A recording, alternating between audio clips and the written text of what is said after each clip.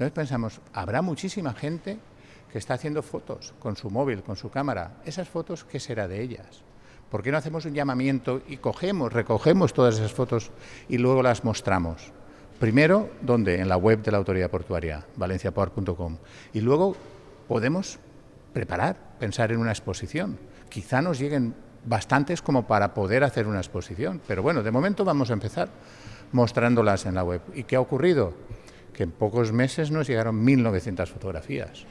Unas 1.000 personas enviaron sus fotos de su familia, del trabajo, de la calle, de amigos, de todas partes. Situaciones vistas y grabadas y tomadas, capturadas las instantáneas en primera línea de pandemia.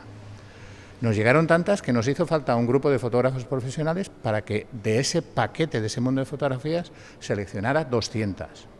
Y con esas 200 hemos hecho la exposición que veis. Y yo es que creo que todos nos hemos visto en alguna de estas fotografías. Todos hemos estado en un balcón, todos estamos en casa, comprar con no sé qué. Nos hemos visto retratados. Son las imágenes de lo que hemos visto durante las peores semanas de la pandemia, ¿no? Durante el confinamiento.